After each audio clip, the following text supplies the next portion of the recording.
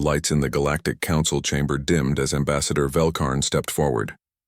His tall, blue-skinned form moved with the confidence of someone who had never been told no. The crystal formations on his head glowed brighter as he prepared to speak. Around him, representatives from hundreds of worlds watched in silence.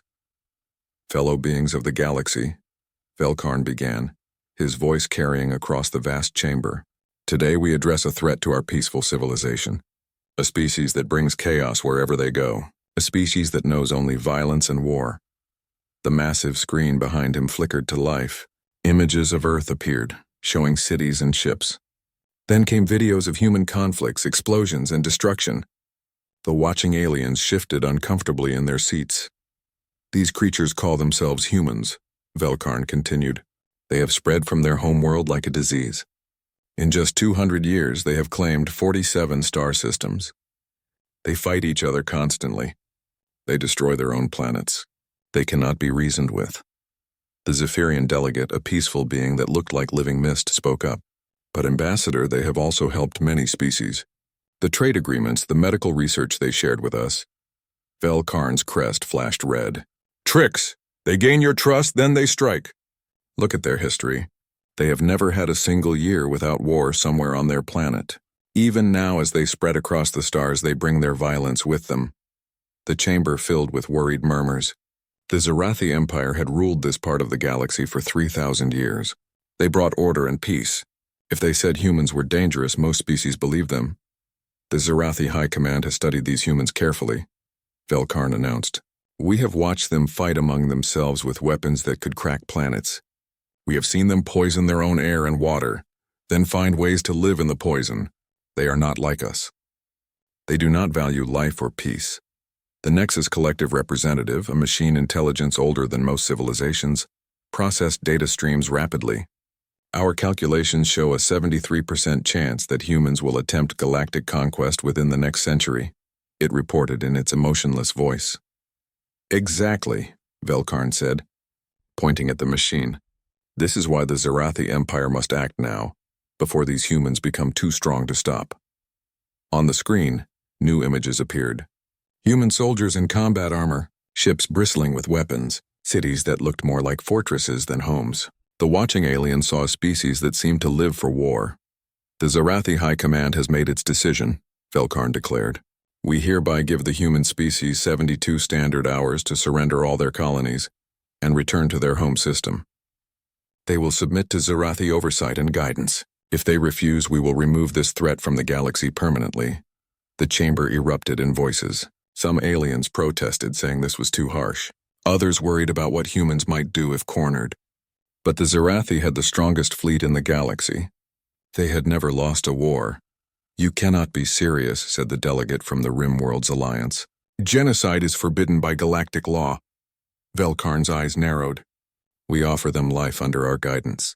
If they choose death instead, that is their decision. The Zarathi Empire will not allow these violent creatures to threaten the peace we have built."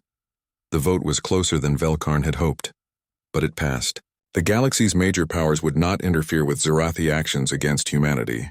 Some species even offered to help. As the session ended and delegates filed out, you noticed the small figure sitting in the observation gallery.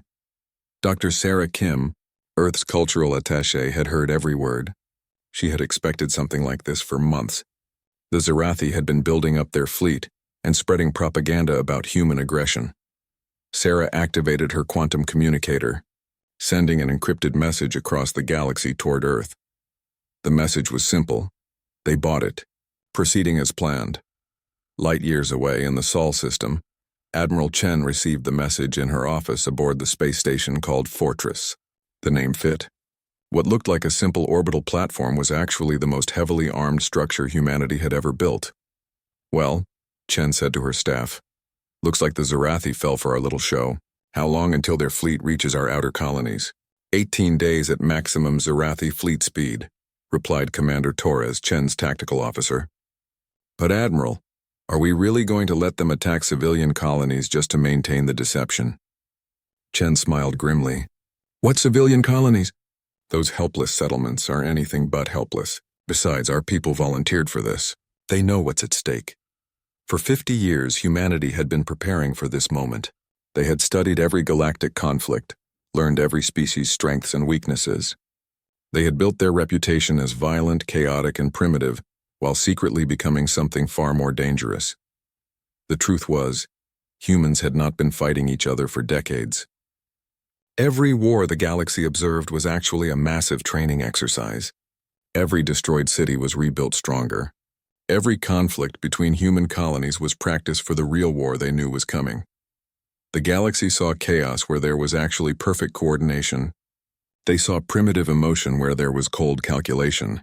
They saw a species barely able to govern itself, not realizing that humanity had become something unprecedented, a unified world government that actually worked. Send the signal to all human colonies, Chen ordered. Phase 1 is complete. The Zarathi have taken the bait. Initiate Phase 2. Across human space, the response was immediate. Mining platforms that seemed to be extracting asteroids for raw materials revealed their true purpose as massive weapons factories. Trade ships opened hidden compartments filled with military hardware. Peaceful agricultural colonies activated defense systems that would make fortress worlds jealous. The Zarathi had made their intelligence gathering easy for them. They had observed human conflicts and concluded that humans were too busy fighting each other to be a real threat. They had watched human expansion and seen only chaotic, unplanned growth. They had never looked closely enough to see the pattern. Every human colony was positioned for maximum strategic advantage. Every trade route was also a military supply line.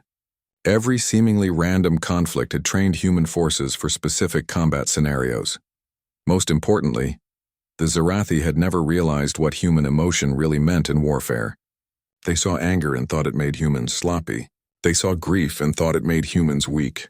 They saw fear and thought it made humans cowardly. They had never encountered a species that used emotion as a weapon. Human anger was not random rage but focused determination. Human grief was not weakness but motivation that could not be broken. Human fear was not cowardice, but the intelligence to prepare for every possible threat. As reports flowed in from across human space, Chen allowed herself a moment of satisfaction. The Zarathi Empire thought they were about to crush a primitive, chaotic species. Instead, they had just declared war on a civilization that had spent 2 centuries preparing for exactly this moment. "Ma'am," Commander Torres said quietly, "we're receiving a message from the Zarathi fleet. They're demanding our immediate surrender." Chen looked at the tactical display showing human space. Thousands of hidden installations were coming online. Fleets that the galaxy had never seen were moving into position. Alliance agreements with smaller species were being activated. "Open a channel," Chen ordered. "Let's give them our answer." The main screen flickered, showing Velkarn aboard his flagship. His expression was smug and confident. "Admiral Chen," he said, "I trust you have received our ultimatum. I hope you will be reasonable and avoid unnecessary bloodshed." Chen looked directly into the camera. "Ambassador Velkarn, I want to thank you for this opportunity. For decades, we've wondered how we would handle a galactic threat. Now we get to find out." Velkarn's confidence faltered slightly. "You cannot hope to stand against the Zarathi Empire. We have ruled this galaxy for millennia." "And that," Chen replied with a cold smile, "is exactly why you're going to lose." Captain Thexmore had served in the Zarathi Imperial Fleet for 30 years. He had seen the conquest of 12 worlds and the submission of countless species. Nothing had ever prepared him for what he was seeing now. "Sir," his sensor operator called out, "these readings cannot be correct. The human moon appears to be hollow." Thexmore moved to the sensor station and studied the data himself. The Earth's moon showed massive internal structures, power signatures that could supply entire planets, and what appeared to be weapon systems built into the surface itself. "Run the scan again," he ordered. "Check for interference." The second scan confirmed the first. Earth's moon was not a natural satellite. It had been converted into something that defied all known military engineering. The power output alone should have been visible from halfway across the galaxy. "How did our intelligence miss this?" asked his first officer, a young Zarathi named Zex Yule. Thexmore shook his head. "They hid it somehow. The moon looks normal from the outside, but inside..." He paused, studying the readings again. "Inside, it's the most heavily fortified position I've ever seen. The advanced scout fleet had been sent to probe human defenses before the main Zarathi armada arrived. What they found made no sense. Every piece of intelligence they had gathered suggested that humans were barely capable of defending their own worlds, let alone mounting any serious resistance to Zarathi technology. "Captain," the communications officer called out, "we're detecting movement in the asteroid belt. Multiple contacts." The main screen shifted to show the space between Mars and Jupiter. What had appeared to be normal asteroid mining operations was transforming before their eyes. Massive structures were emerging from hollowed-out asteroids, ship construction yards, weapons platforms, and what looked like entire military bases. "How many ships are they building out there?" Zexiel whispered. The sensor operator worked frantically at his station. "Sir, I'm counting at least 50 shipyards in operation. Production rate appears to be..." "This cannot be right. They're completing capital ships faster than our best facilities." Thexmore felt a chill run through his body. The Zarathi had always been proud of their technological superiority. Their shipyards were the most advanced in the galaxy. Yet somehow these primitive humans were outproducing them. "Sir," the sensor operator continued, "we're also detecting strange readings from Mars. The planet shows signs of massive terraforming, but not for agriculture or habitation." The image of Mars filled the screen. The red planet's surface was covered with structures that looked like weapon emplacements and shield generators. The entire planet appeared to have been converted into a military fortress. "They're not terraforming it for colonists," Thexmore realized. "They're weaponizing it." More reports came in from other scout ships. Every human colony showed similar signs of militarization. What the galaxy had seen as peaceful expansion was actually the construction of a massive defensive network spanning dozens of star systems. "Captain," his intelligence officer said, "I'm reviewing our files on human conflicts. Something is wrong with our data." "Explain." "The wars we observed, the destruction, the casualties, none of it matches up with human population figures or industrial capacity. If they had really been fighting as much as our records show, their civilization should have collapsed decades ago." Thexmore studied the intelligence files himself. The humans had appeared to be in constant conflict, destroying cities and fleets regularly, but their population had continued to grow, their technology had advanced, and their expansion had never slowed. "Sir," the sensor operator said urgently, "we're detecting massive movement in the outer system. Ships are emerging from the Oort cloud." The tactical display lit up with contact markers. Dozens of ships, then hundreds, then thousands. They appeared to be emerging from hiding spots throughout the outer reaches of the solar system. "Ships unlike anything in Zarathi databases. How many?" Thexmore demanded. "Still counting, sir. Current tally is over 15,000 vessels and more are appearing every minute." 15,000. The entire Zarathi invasion fleet numbered 50,000 ships, and they had thought that was overwhelming force against primitive humans. But these ships were not primitive. They moved with precision and coordination that spoke of advanced technology and extensive training. "Sir," the communications officer called out, "we are receiving a transmission from the human fleet, audio only." "Put it through." A human voice filled the bridge, speaking in accented but clear Zarathi. "Zarathi scout vessels, this is Admiral Chen of the United Earth Defense Force. You are currently observing Phase 2 of our defensive preparations. I thought you should know what you're up against before you report back to your fleet."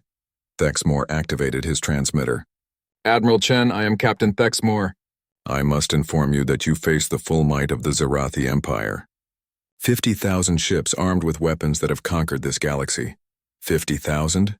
Chen's voice carried what sounded like amusement. "Captain, we currently have 80,000 vessels in this system alone, and unlike your empire, we're fighting on our home ground." The number hit Thexmore like a physical blow. 80,000 ships in one system. The Zarathi had dominated the galaxy with fleets a tenth that size. "Furthermore," Chen continued, "I should point out that you're currently being targeted by approximately 12,000 different weapon systems. Not ships, Captain. Individual weapons, each capable of destroying your vessel instantly." Thexmore's tactical officer confirmed the human's claim. The scout ships were completely surrounded by targeting locks from weapons they could not even see. "However," Chen said, "we're going to let you leave. We want you to report back to your fleet commander. Tell him exactly what you've seen here. Tell him that humanity is not what your intelligence reports claimed we were." "What are you?" Thexmore asked quietly. "We're what happens when a species spends 2 centuries preparing for war, while convincing everyone else we're too primitive to be a threat. We're what you get when you take the most adaptable species in the galaxy and give them time to adapt to the idea of galactic warfare. The transmission paused. Then Chen spoke again. Captain, how many worlds has the Zarathi Empire conquered in the last 1,000 years? 147. Thexmore answered automatically. And how many of those worlds fought back after the conquest was complete? Thexmore thought about it. None. Once defeated, species accept Zarathi rule. That's your first mistake, Chen said. You've never fought a species that doesn't know how to quit. You've never faced an enemy that gets stronger under pressure instead of weaker. You've never encountered a civilization that prepares for the worst possible scenario and then prepares for something worse than that. The human fleet began moving, ships taking formations that seemed chaotic but felt somehow threatening. These were not the random movements of a disorganized force. This was controlled chaos, unpredictable but purposeful. Your second mistake, Chen continued, was assuming that because we fight among ourselves, we're weak. What you saw as civil wars were training exercises. What you interpreted as primitive emotion was strategic deception. What you believed was chaotic expansion was actually the most carefully planned military buildup in galactic history. Thexmore realized he was witnessing something unprecedented. Every piece of Zarathi intelligence had been wrong. The humans had not just hidden their true capabilities. They had actively fed false information to Zarathi spies for decades. Captain, Chen said, when you report to your fleet commander, make sure you include this message. Humanity did not want this war. We were content to explore, trade, and make friends with other species. But since your empire has decided we're too dangerous to live, we're going to show you exactly how dangerous we can be. The tactical display showed the human fleet beginning to move outward from the solar system, not toward the approaching Zarathi armada, but in dozens of different directions. Sir, his sensor operator reported, the human ships are scattering. Some are heading toward our supply lines, others toward Zarathi colony worlds, and still others toward positions we cannot identify. Chen's voice came through one final time. Oh, and Captain? You might want to warn your fleet about our allies. It turns out that when you spend decades helping other species instead of conquering them, they remember. Goodbye. The communication cut off, and Thexmore stared at the tactical display showing the dispersing human fleet. In 30 years of military service, he had never been more terrified. Set course for the fleet, he ordered. Maximum speed. As his ship accelerated away from Earth, Thexmore tried to process what he had learned. The humans had not just prepared for war, they had prepared for a specific war against the Zarathi Empire. Every defensive position, every ship design, every tactical formation had been created with Zarathi weaknesses in mind. Sir, Zexiel said quietly, what do we tell the fleet commander? Thexmore looked at his young officer and realized he was about to deliver the most important intelligence report in Zarathi history. A report that would change everything the Empire believed about humans, about warfare, and about their own invincibility. We tell him the truth, Thexmore said. We tell him that we're not facing a primitive species. We're facing the most dangerous military force the galaxy has ever seen. Fleet Commander Yalgren had listened to Captain Thexmore's report 3 times. Each time it sounded more impossible. 80,000 human ships, weaponized planets, a moon converted into a fortress. It had to be an exaggeration, the result of fear and surprise. Prepare the fleet for standard conquest protocol, Yalgren ordered. We will demonstrate proper Zarathi superiority at Proxima Centauri. Once the humans see our true power, they will surrender like all the others. The Zarathi Armada dropped out of hyperspace at the edge of the Proxima Centauri system.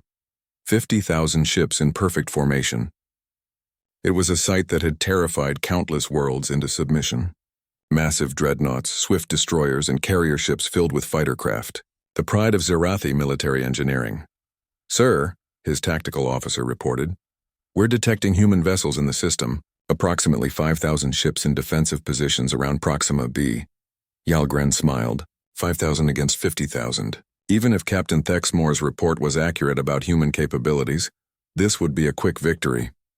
Signal the human commander, Yalgren ordered. Offer them one final chance to surrender. The main screen activated, showing a human woman in a simple military uniform. Captain Elena Martinez of the United Earth Defense Force looked directly at Yalgren with calm, steady eyes. Fleet Commander, she said in perfect Zarathi. "I am Captain Martinez. I assume you're here to demonstrate your military superiority?" "Indeed," Yalgren replied. "Surrender now, and your species will be allowed to live under Zarathi guidance." Martinez smiled, and something about that smile made Yalgren uncomfortable. "Fleet Commander, before we begin, I want you to know that this entire battle is being broadcast across the galaxy. Every species will see exactly how the mighty Zarathi Empire conducts warfare. Then they will see our victory," Yalgren declared. "They will see something," Martinez agreed. "Begin recording.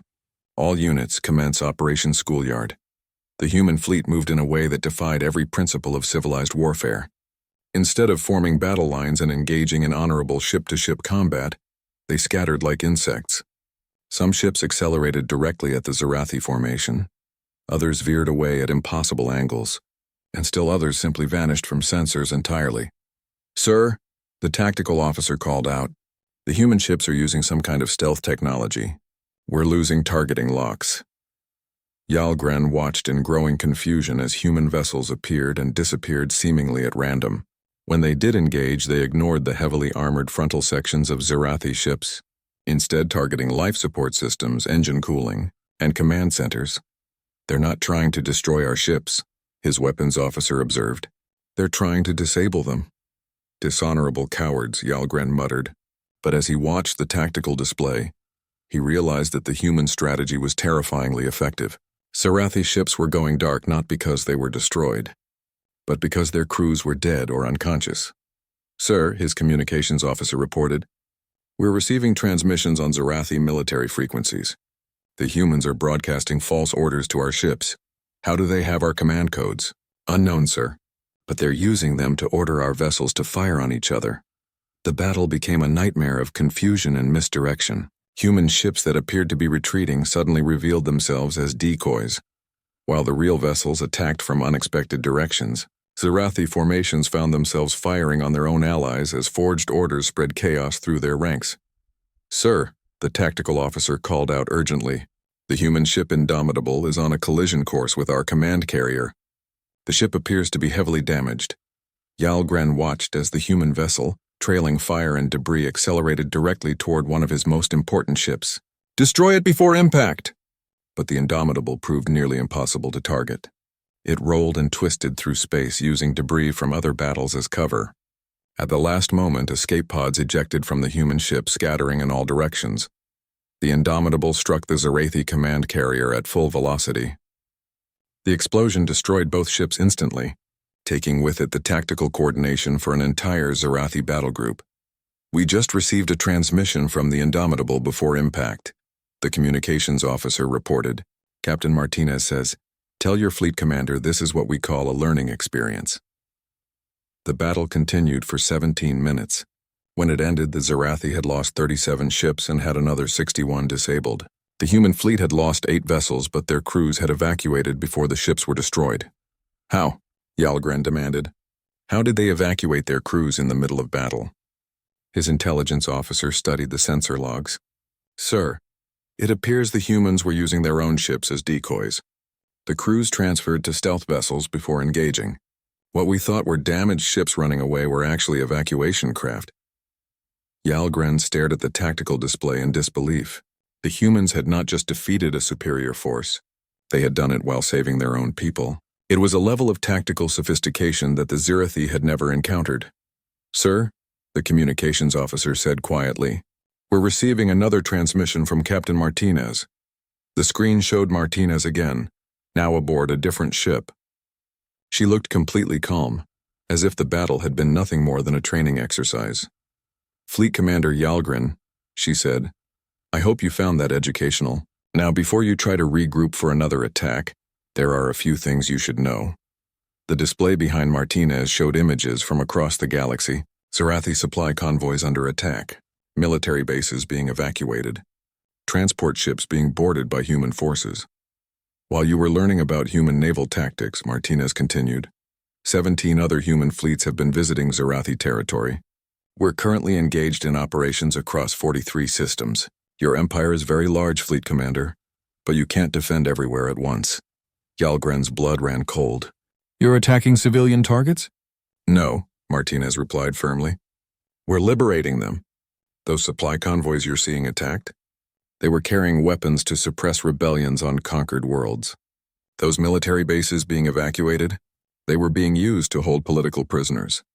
Those transport ships being boarded? They were slave vessels. New images appeared on the screen. Zarathi soldiers destroying cities filled with non-combatants. Prison camps where entire species were held in brutal conditions. Factories where conquered peoples worked in conditions that could only be called slavery. You see, Fleet Commander, we've been broadcasting everything. Every species in the galaxy is seeing what the Zarathi Empire really does to maintain its peaceful order. They're seeing who the real aggressors are. Yalgren realized with horror that his own forces were being used as propaganda against the Empire. Every heavy-handed tactic, every civilian casualty, every brutal suppression was being shown to the galaxy as evidence of Zarathi tyranny. Furthermore, Martinez continued, we've been receiving quite a few messages from species across the galaxy. It seems that many of them have been waiting for someone to stand up to your empire. Some have even offered to help. The screen showed fleets from dozens of different species moving toward Zarathi territory, races that had been conquered centuries ago, now free and armed with human weapons, species that had remained neutral, now choosing sides against the Empire. How many allies do you have now? Yalgren asked.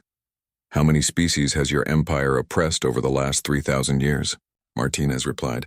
Because that's roughly how many allies we have now.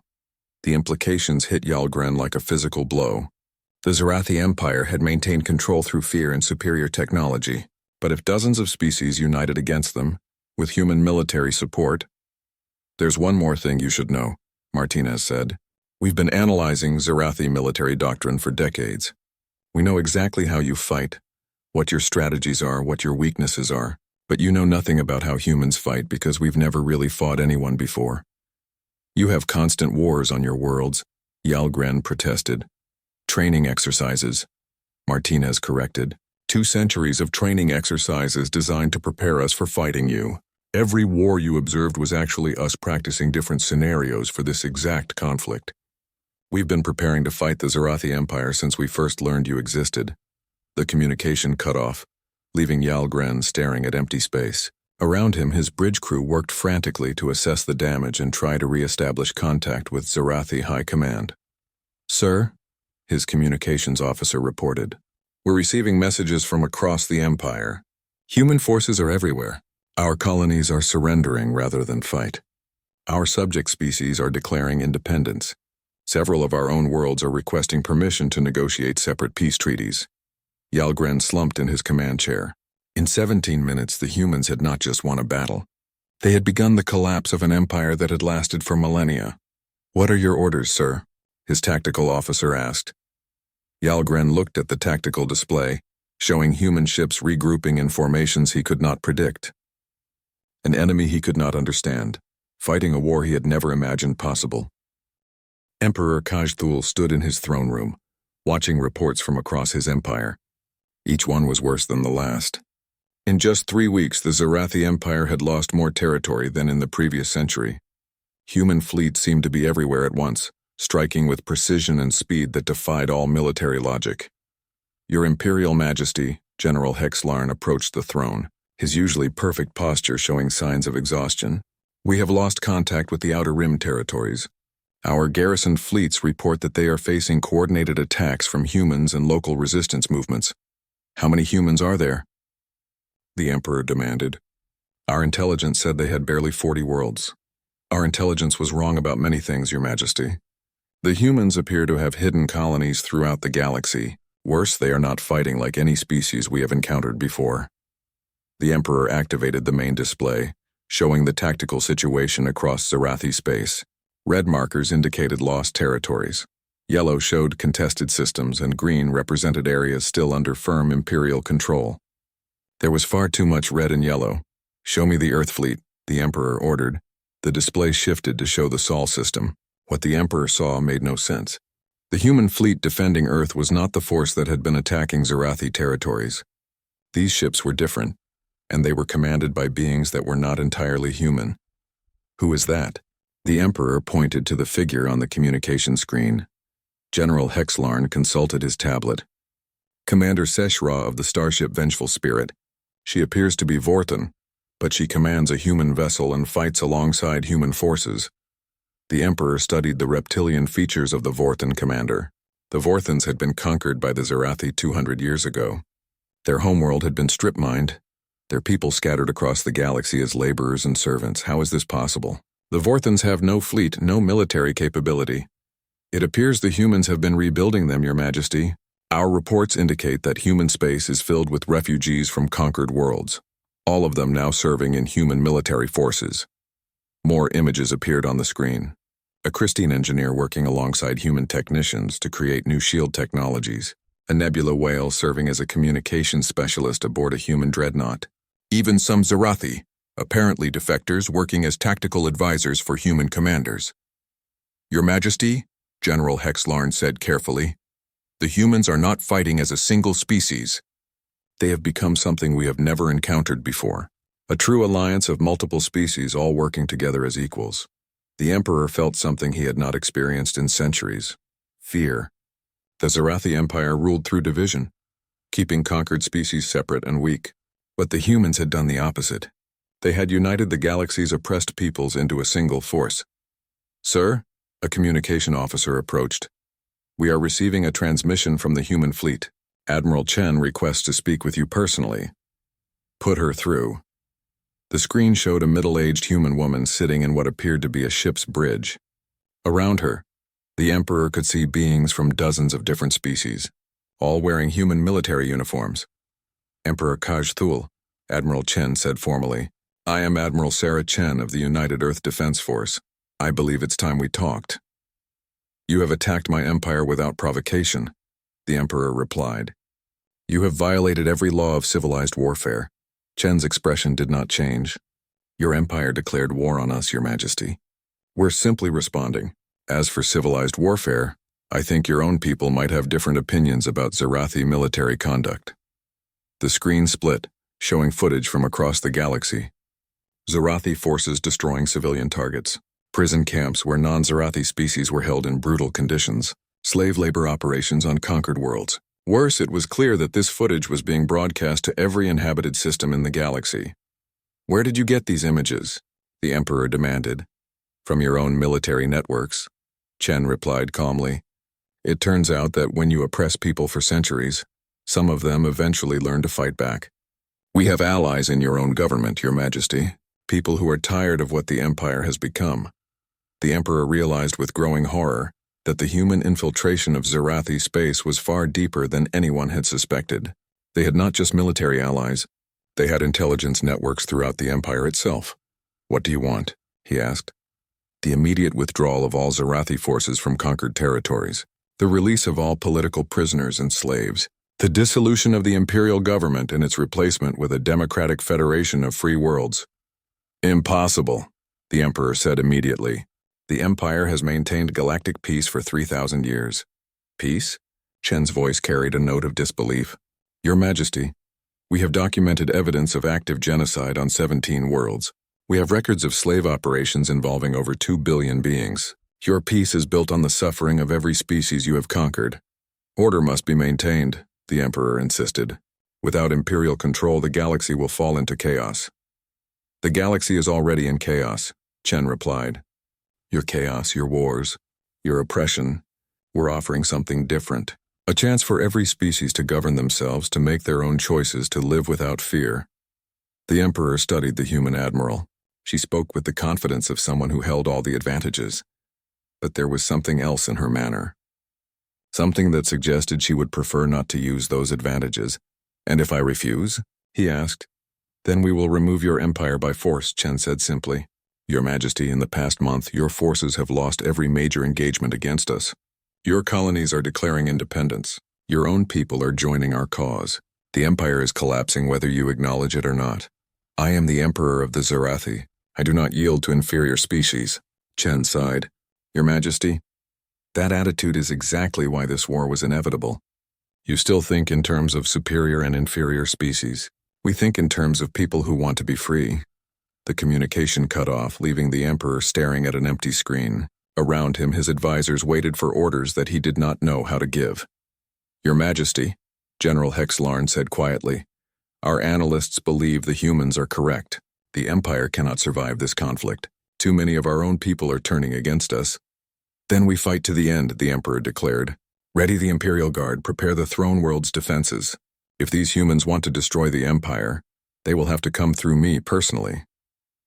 Your Majesty, the general said hesitantly, Admiral Chen has sent a personal challenge. She offers to meet you in single combat to settle this conflict. Winner takes all. The Emperor considered this. In Zarathi culture, personal combat was the ultimate test of worthiness to rule. If he could defeat the human admiral in honorable combat, perhaps the other species would accept imperial authority once again. Accepted, he said.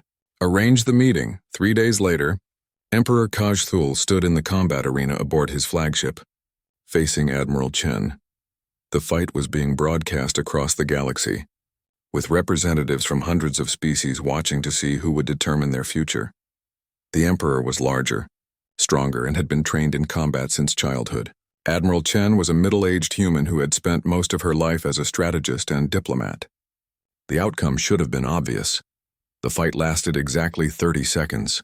Chen did not try to match the Emperor's strength or follow traditional Zarathi combat forms. Instead, she used fighting techniques that no Zarathi warrior had ever encountered. Moves that turned the Emperor's strength against him. Strategies that were designed to end fights quickly rather than demonstrate honor. When it was over, the Emperor found himself on the ground, conscious but completely unable to move. Chen had not killed him or even seriously injured him.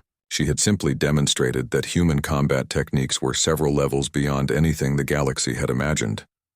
Your Majesty, Chen said, offering him a hand up. The Empire is finished. The question now is whether you want to be part of what comes next, or whether you prefer exile. The Emperor looked around the arena, seeing the faces of beings from dozens of species. Many of them had been his subjects just weeks ago. Now they were free, and they were watching him with expressions that ranged from pity to contempt. What happens to my people? He asked quietly. The same thing that happens to everyone else, Chen replied. They get to choose their own government, their own leaders, their own future. Some Zarathi worlds will probably choose to remain together. Others might join the new federation. Still others might go their own way entirely. And me? Chen considered this. You have a choice, Your Majesty. You can spend the rest of your life in comfortable exile, or you can help us build something better than what the Empire was. The Emperor looked at Admiral Chen, seeing something in her eyes that he had never encountered before. Not hatred or conquest, but the genuine desire to make things better for everyone, even former enemies. For the first time in his long life, Emperor Kajthul began to understand what the humans meant when they talked about freedom. 6 months after the ultimatum that started the war, Admiral Sarah Chen stood once again before the Galactic Council. But everything had changed. The chamber that had once echoed with Zarathi demands for human surrender now buzzed with voices from hundreds of free worlds, all discussing the future they would build together. The Zarathi Empire was gone. In its place stood the Galactic Federation, a democratic alliance where every species had an equal voice. Former slaves sat next to former masters, working together to create laws that would protect everyone. Fellow beings of the galaxy, Admiral Chen began, her voice carrying to representatives who had traveled from every corner of known space. 6 months ago, we were told that humanity was too dangerous to live. Today, I want to talk about what we've learned from this conflict. The massive screen behind her showed images from across the galaxy, Zarathi worlds voting for their own governments, former prison planets transformed into thriving colonies, species that had been extinct in the wild being reintroduced to their restored homeworlds. We didn't want this war, Chen continued. Humanity was content to explore, to trade, to make friends. We had no desire to conquer anyone or impose our will on other species. But when threatened with genocide, we had to defend ourselves. A murmur ran through the assembly. Many species had questioned how humans had been able to hide their true military capabilities for so long. The truth is, we spent 2 centuries preparing for this exact scenario, not because we wanted war, but because we studied galactic history and saw the pattern. Empires rise, empires expand, empires eventually threaten anyone who might challenge them. We knew that someday, someone would decide we were too dangerous to live. Chen paused, looking around the chamber at faces from hundreds of different worlds. But we made a crucial decision early in our development. We decided that if war was inevitable, we would fight it in a way that would end all such wars forever.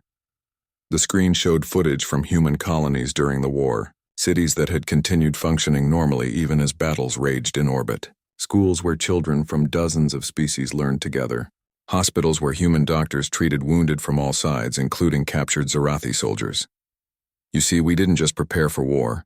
We prepared for what would come after the war. We built a society that could welcome anyone, regardless of their species or their past.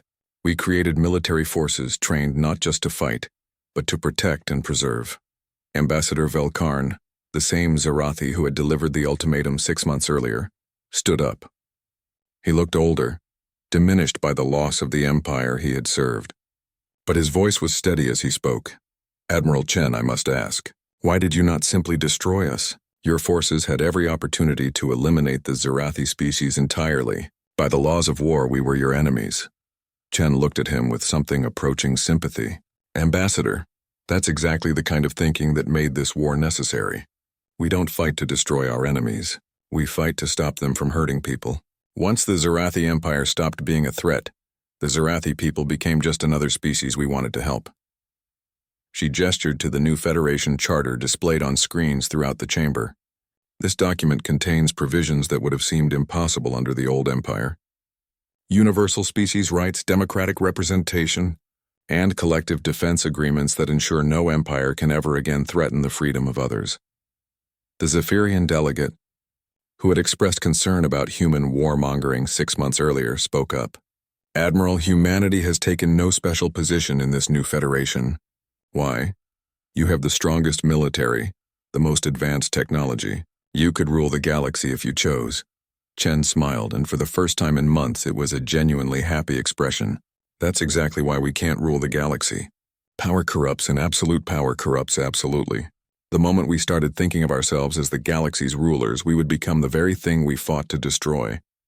The screen showed the new Federation structure. Humans served in every branch of government, but they held no more authority than any other species. Human fleets protected Federation space, but they answered to a council representing all member worlds. "Besides," Chen added, "we've learned that humanity is much stronger when we work with other species as equals, rather than trying to rule them as subjects. Our best innovations come from collaboration. Our most effective strategies come from combining different perspectives. Our greatest achievements happen when we help others achieve their own goals."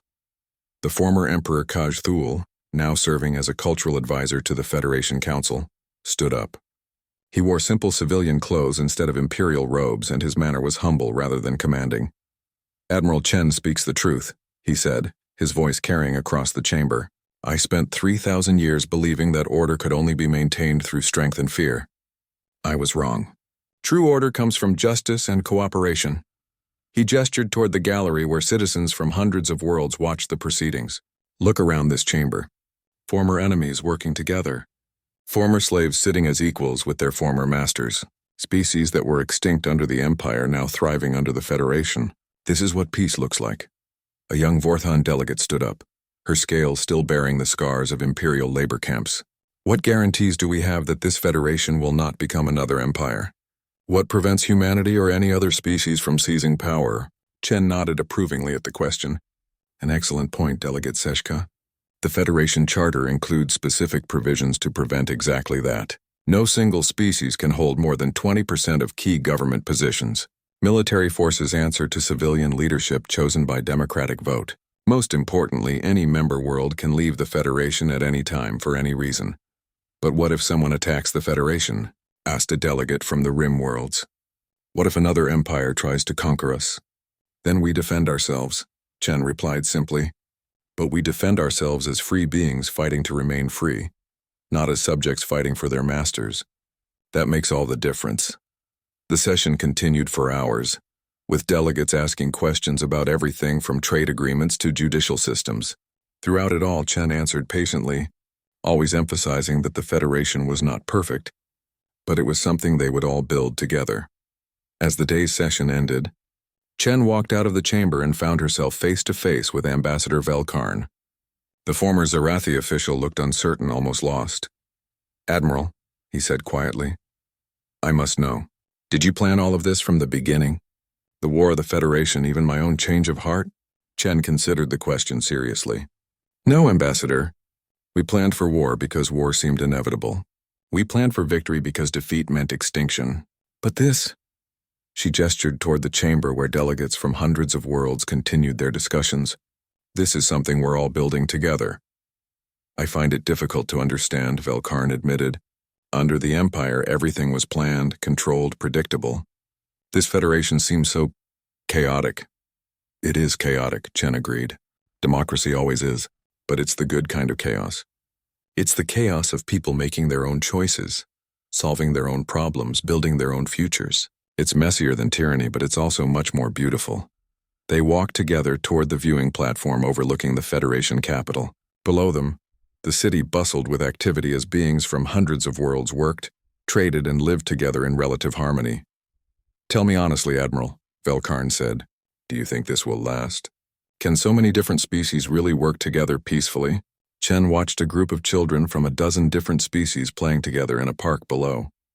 Human children, Zerathi children, Vorthan children, and others, all laughing and running together without any awareness that their species had been enemies just months before. I don't know, she said honestly. This is all new territory for everyone. There will be problems, conflicts, mistakes. Some species might choose to leave the Federation. Others might try to recreate the old empire. But look at those children down there. They're growing up in a galaxy where cooperation is normal and oppression is unthinkable. That gives me hope. Velkarn followed her gaze to the playing children. They do seem happy, he admitted. They're free, Chen corrected. And free children grow up to be free adults. Free adults build free societies. Free societies don't usually start wars of conquest. A year later, Chen stood in a simple farmhouse on a quiet agricultural world, far from the halls of government and the bustle of military life. She had retired from active service, leaving the Federation's defense in the capable hands of officers from dozens of species. Outside her window, she could see former Emperor Kajthul working in the fields alongside human farmers and refugees from across the galaxy. The former ruler of a galactic empire seemed genuinely content pulling weeds and harvesting crops. Admiral, he called out as she approached, the young human Sarah asked me something yesterday that I could not answer. What was that? She asked why my people thought they could win a war against humanity. I